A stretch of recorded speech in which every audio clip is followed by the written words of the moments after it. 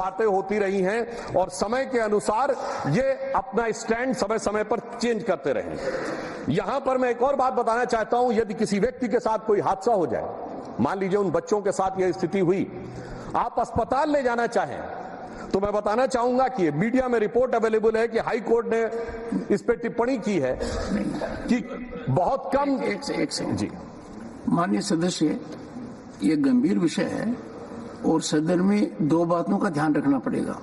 एक तो आप विषय पर ही बोले और दूसरा मीडिया रिपोर्ट को आधार नहीं बनाए।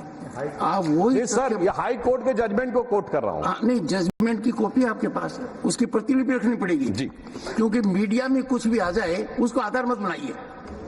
सर, हाई कोर्ट ने इस बारे में बहुत असंतुष्टि व्यक्त की है पूरा कि जितनी हाई कोर्ट ने इस विषय को लेकर बहुत असंतुष्टि व्यक्त की है कि जितनी प्रकार की आबादी है उसकी तुलना में अस्पताल में सीटी स्कैन की मशीनें बहुत कम है। ये वेल नोन फैक्ट है, पब्लिक डोमेन। और इतना ही नहीं, मैं तो कांग्रेस के प्रदेश अध्यक्ष का बयान कोट करना चाहूंगा, जिसमें उन्होंने कहा था कि 32 अस्पतालों में से 68 ऐसे हैं जहां पर ऑपरेशन थिएटर काम ही नहीं कर रहा है। ये कांग्रेस के प्रदेश अध्यक्ष का बयान। अर्थात ये मैं सिर्फ ये बताना चाहता हूं, लोगों की जान के प्रति लापरवाही का विषय की सीमा तक है और उस सीमा पर चलते हुए ये स्थितियां इस प्रकार की आती हैं कि नोटिसेस छात्रों के द्वारा हैं, आगाह जनता के द्वारा किया जा रहा है, परंतु उसके बावजूद हमारी दिल्ली की सरकार इस विषय में किसी भी प्रकार का कोई प्रभावी कार्रवाई नहीं कर रही है। आज मैं आपके माध्यम से पूछना चाहता हूं कि दिल्ली सरकार के पीडब्ल्यूडी डिपार्टमेंट और एमसीडी को, क्योंकि इसमें जो मुख्य कारण रहा, सफाई नहीं की गई, सीवर में स्लिटिंग की सफाई नहीं की गई, जिसकी वजह से सीवर का पानी बैकफायर किया और मात्र 2-3 मिनट के अंदर पूरा का पूरा बेसमेंट जिस तरीके से भर गया। इसमें 2-3 पक्ष हैं। पहला, बेसमेंट पे काम करने की परमिशन किस डिपार्टमेंट ने दी? दूसरा, यदि वो परमिशन दी गई, क्या उसके बाद कोई इंस्पेक्शन नहीं हुआ?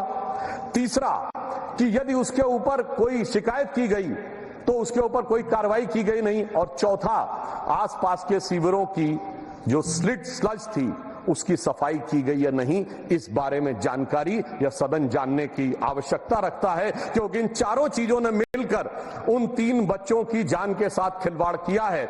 मगर अफसोस की बात यह है कि हमारी सरकार दिल्ली की जो इतना प्रचार करती है कि हमने ये किया, हमने वो किया, मगर आज तक वो ऑथेंटिक डाटा नहीं दे पाए कि सीवर्स की, स्लज की सफाई के लिए उन्होंने क्या काम किया है, जिसकी वजह से इस प्रकार की घटनाएं ना हो।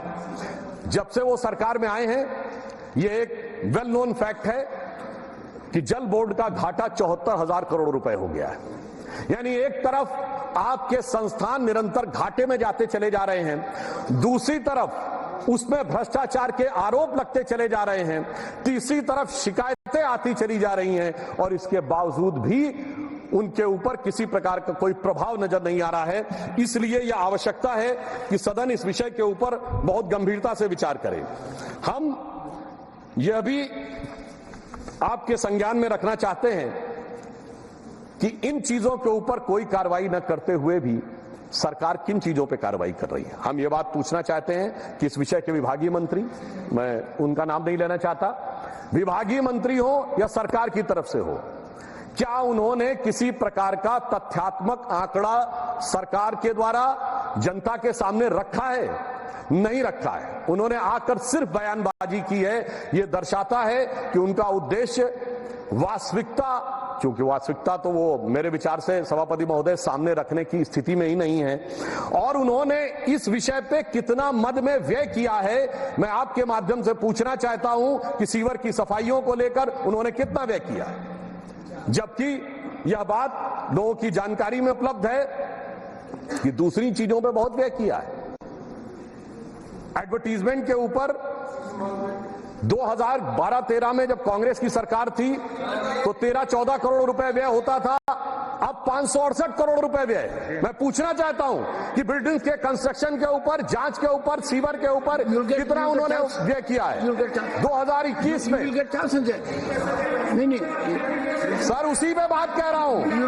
हम बिल्कुल जानना चाहते हैं सरकार को ये देश की जनता को जानने का हक है कि यदि 50 गुना अधिक खर्चा हुआ है प्रचार में तो कितना गुना खर्चा हुआ है सीवर की सफाई में, कितना गुना खर्चा हुआ है इन चीजों के समस्या के निदान।